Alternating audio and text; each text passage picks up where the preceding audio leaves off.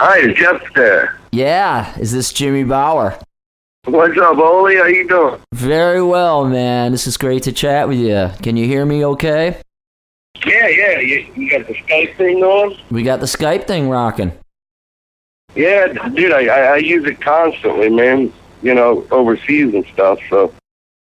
Yeah, it's the way to go. So, it's awesome to talk to you, bro. Welcome to the Heady Metal Show. 20 years or more of published material and touring, dude.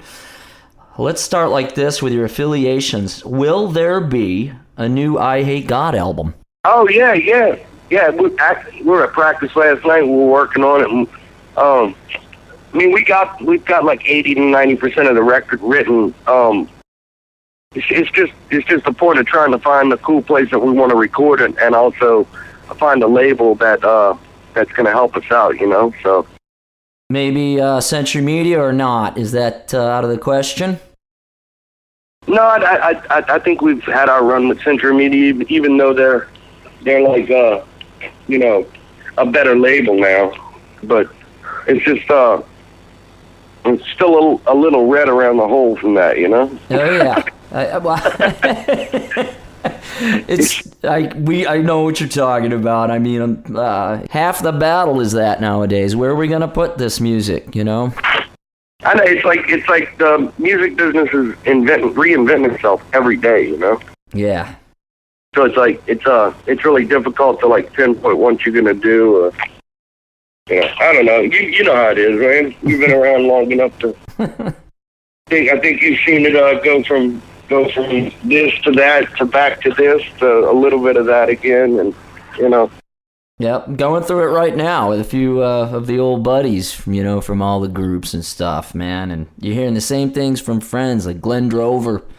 Same thing, finding labels and what way to go nowadays.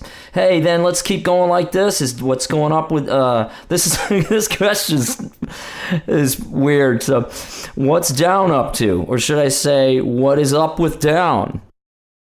Just got off the phone with Pepper. We're putting out 4 EPs. Awesome. And they're all going to coincide together, you know. And so we pretty much have the first one written. We had it written before. We went and did some shows in the the middle of June over in Europe. We did Download and Sweden Rock Festival and stuff like that. So, but before that, we had gotten together some big writing sessions, and we got about 7-8 songs right now. So I was talking to Pepper about when we're going to start riffing out, and that's another thing, trying to find where we're going to record and stuff as well. So almost the same answer, and which is cool. Yeah, right. Just CC that to everything. Right, that's great. I'm doing it this way because affiliations with you are really good. They're very consistent, and there doesn't seem to be any tensions, So on that, do you still keep in touch with Crowbar? Yeah. I talk to Kirk probably 2-3 times a week. He's on tour with Kingdom of Sorrow right now. Wow. But he's been really busy. He's just he's got his hands in a lot of things. Which is pretty common of most of the players down here. We're all musical whores. we like to jam. Whoever, we'll cheat on our band any day. So cheating on your band, that's great. You put in a relationship kind of situation, That's beautiful. But man, hey, can I say something real quick? I just wanted to say, dude, it's an honor to talk to you, man, and an honor to be on your show because you're like the reason that New Orleans has its sound. I mean, I don't know if you know that or not, but dude, much respect to you, bro. Much respect. Dude, ditto that. Your whole, one of these questions I was going to ask you, do you categorize, music, or is it like Ozzy? It's just rock and roll. It's music, but the sludgecore and evolutions of different types of music, ditto that. You have rebirthed me in my later life. Wow. I just know that. I mean, I've been listening to Trouble since like 85, 86, and as a drummer, it's just your influence on me has just been. It's just. I just want to say thank you, brother. Well, thank you. Thank you for saying that. You just made my day, man. So. Oh, come on, dude. I mean, I could interview you, you know. I got thousands of questions I could ask you easily. Out of all these years, Jimmy, what is the most outstanding moment in your, in your memory with your groups, with your affiliations? Superjoint Ritual, Crowbar, Down, I Hate God, COC, hanging even at your bar with Dave Chandler. I guess you guys have a watering hole down there or something? Yeah, but there's a couple little bars down here we all hang out. But I'd have to say it's probably 2006, man, when Down did the European tour. When it was after Katrina that the dime bag thing happened, and everybody had a bad year, personally, and to get back and to go to Europe and to get the response that we got was beautiful, man. It healed all of us, That's amazing. That is a great transition into what we're going to say now, Jimmy. Your personal life. Yeah. Are you married? I'm getting married March 3rd, man. Awesome. Congratulations, March 3rd. Thank you, sir. That's really cool. Yeah. Any kids or anything like that? No, we're trying. We're trying. I don't know if I'm spitting good stuff or not, but God, this is personal, isn't it, Jimmy? I ain't afraid to say anything. No, that's awesome. No, I just really happy, man. Met a really beautiful girl that changed my life, and her name's Dana, and we're getting married on March 3rd. That's excellent, dude. That's so cool, man. And definitely want to have some little rockers, So yeah. Little Bowers. yeah. Girl or boy, either way, it doesn't matter to me, Which instrument did you play first, guitar or drums, and how old were you? It's drums. I played from third grade. In third grade, they had a band at school, and I played snare drum and I played bass drum. And around fifth grade, I kind of got out of it.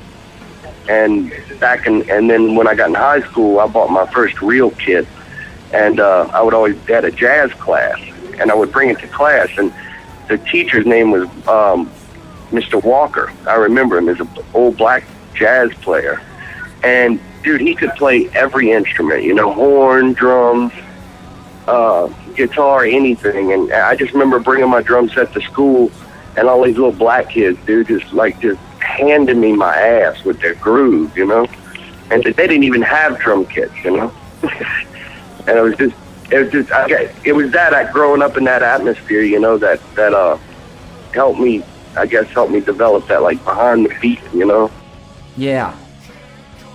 You're drumming down, you especially, but there is something so unique.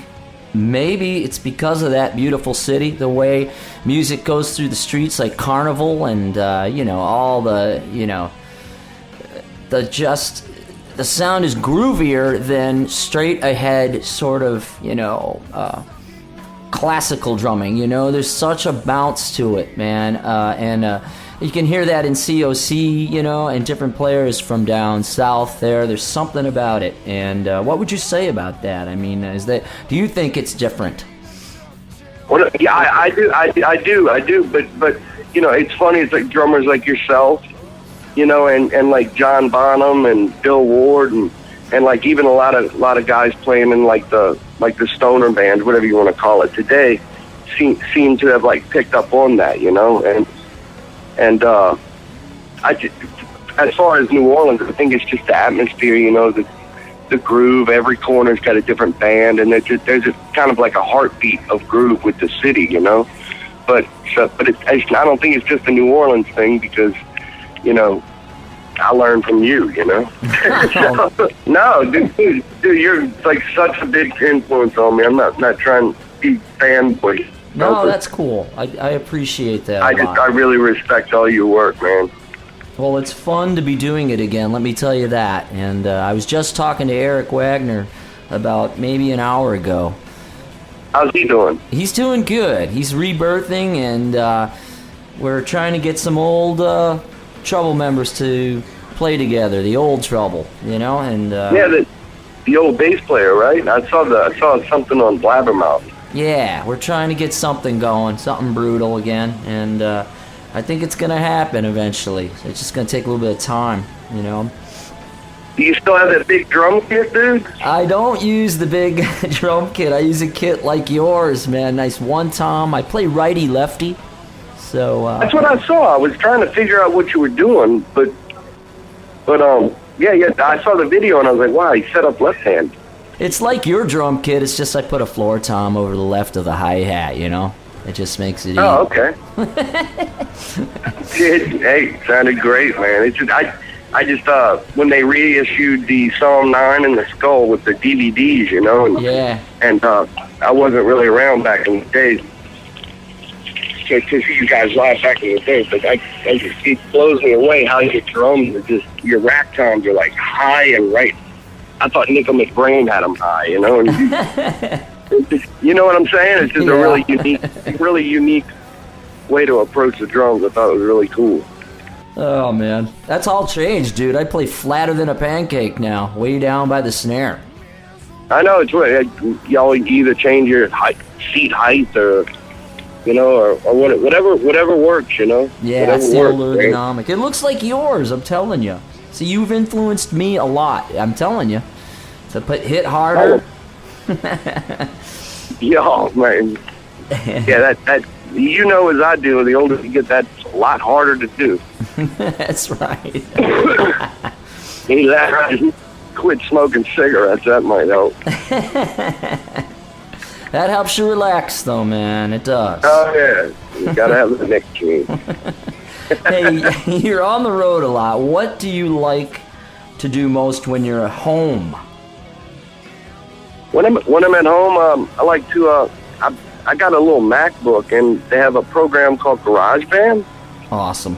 And I really like to write a lot on there, you know, and I even mess with loops, you know, and being a drummer, I like to do like even like rap beats and stuff, you know, just like that kind of, or like more old like 70s Stevie Wonder groove type stuff.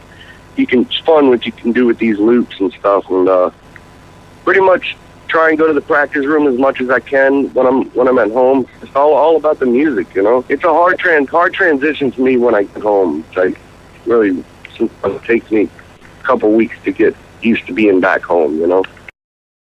Now on this one, I have to ask this. So Dave Chandler, I asked this question. You have to ask this about someone that's gone through something, a complete catastrophe. Can you tell us about what it was like for Katrina for you, and what went down with that? Were you gone away from home? Were you worried? Tell us a little bit about the Katrina situation. Well, at first we didn't think it was that big of a deal, you know, and my mom woke me up like, I think it was that Sunday morning. It hit that Sunday night. My mom woke me up Sunday morning, and she's like, she's like, come on, we need to go. I'm like, no, we're all right. And then she put the TV on, and the whole Gulf was filled, you know. Wow. So we got out, and thankfully we had relatives that lived about 4 hours east from us. So it took us about 9-10 hours to get there, and actually Pepper and his girlfriend at the time came with us, and we all just kind of went and bunkered down, and you know, it hit. He survived the hit, and then the levees broke, you know, and that's when the real damage came in, and just, you know, being away from New Orleans and watching on TV and watching how the, not to get all political, but how the government handled it was, you know, it was pretty disgusting, you know. Yeah. Wow. It was just sad to watch, you know, all these people that live in our city standing out in front of the convention center, can't even get water, penicillin, you know, insulin for their diabetes. You know, people are just, it was just weird, but you know, it was the first time that had ever really happened in a long time down here. And living down here, you know that you live with that risk. You know that a hurricane can come at any time and destroy it. But I get, you know, no different than like Jamaica or something. You know you're going to get hit by a storm, you know. Yeah. Wow. But I think New Orleans has really bounced back well, and you know, there's cooler clubs now. I mean, I hate to say that, but now, you know, there's new clubs for bands to play the scenes as big as it has ever been. And just try and find the positive out of the negative, you know? Well, that's awesome. That's a very heavy answer and intense. I remember Sammy heading up with Dave Chandler. They head up to Ron's house and stayed during that time, way up in Chicago, you know? Yeah, that's right. I was living down here at the time as well. Yeah, that's yeah, that must have freaked. What did he say? It must have really freaked him out because he's not used to that. Yeah, he just said it was pretty weird, you know, surreal almost, you know. And it's interesting how, you know, musicians are, you know, pooled together and are hanging with each other. Probably happened with lots of groups and people that are all related to each other, hanging out in some other place for a while. Yeah. Even like all the brass bands and stuff got separated, you know, and they're like a big part of the entertainment for our tourism, you know. Not that much tourism was going on after Katrina, but just the fact of getting those bands back and starting. Matter of fact, my house didn't have any damage, so when I came back like about a month and a half after it happened, and I would let bands practice in my house because our practice place is like an 8th-floor old hotel, and the elevators wouldn't work. So I had all my equipment at the house and everything. It was kind of fun, you know. Be like, hey, dude, you mind if we come over and jam? It's like, yeah, come on over, you know. Everybody kind of just went through it together, you know. Hey, we're going to do something we always do with my guys in the interview. We do something a little silly. I'm going to throw you on a game show from 1974. Oh, shit. Love Connection? It's Match Game. Remember Match Game 74? Yeah, I think so. Yeah, it's like they ask, I'm going to ask you a question, and there'll be a blank in the sentence, and you just are going to answer what that blank would be. Okay.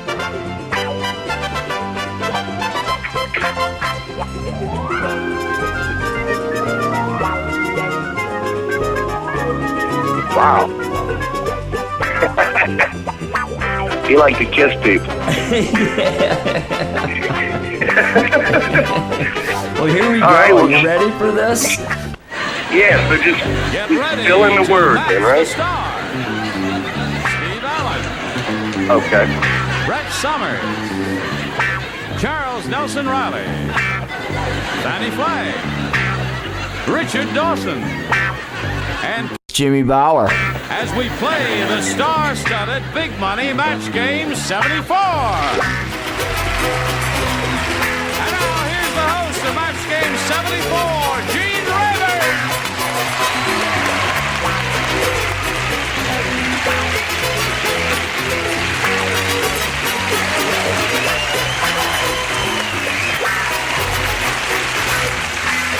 Thank you. Thank you very much. Thank you for joining us here in person and all of you out in television land. How are all of you celebrated and beautiful people? Compared to what? Okay, here we go with a brand new game of push a button, reveal 2 questions. Ask our challenger Jimmy to make a selection. B, please. We ask you to do that because some contestants find some questions harder than others, although we make an effort to make them all of equal difficulty. Here we go. The farmer said to the ranch hand, "How many times do I have to tell you, don't blank the cows while they're being milked?" Aren't you glad you came, Steve? Particularly. How many times do I have to tell you, don't blank the cows while they're being milked? Said the farmer to the ranch hand. All right.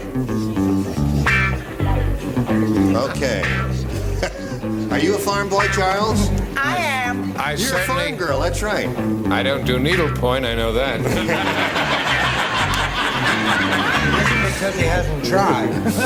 Okay, they're all set over there. So, Valerie, we get your response now to this. The farmer said to the ranch hand, "How many times do I have to tell you? Don't blank the cows while they're being milked." Don't brush them. Don't what? Don't brush them. Don't. Don't brush them. Okay.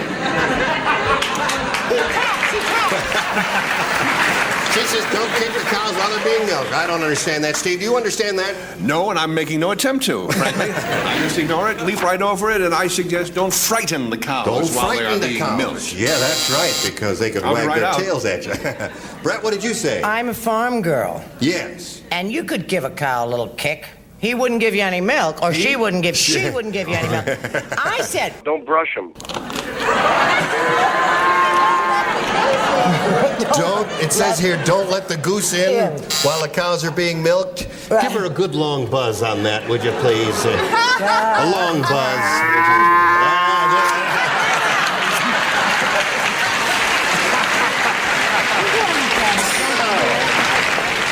Charles, what do you say? Kick is the answer Valerie's looking for. Getting back to the game, I said feed. I'm sorry, Don't Valerie. feed the cows Don't while feed. they're oh, getting that's milked. as dumb as don't let the goose in. All right. Hello there. Hello there. You're a southern farm girl, aren't you? Yes, there's the most famous cow in the world is Lily Flag. Really? Yes, and it's Lily Flag, Alabama. It was named after a cow. I It said, looks like one, too. What'd you say?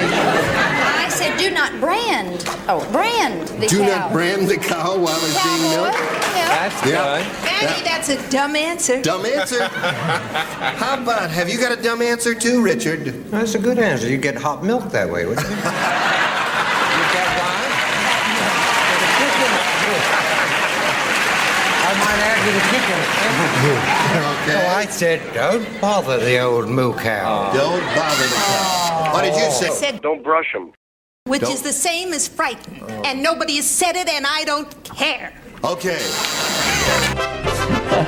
And that's it for that, you know. So don't That's rush the it. match game. That's it. Put Rex Brown's answer was dong. Don't. But it wasn't for that question. It was That King rules, Kong. that rules, so man. it was kind of funny. Here we'll conclude with this one. All of the people that I interview, I've interviewed 33 roughly people in the last year.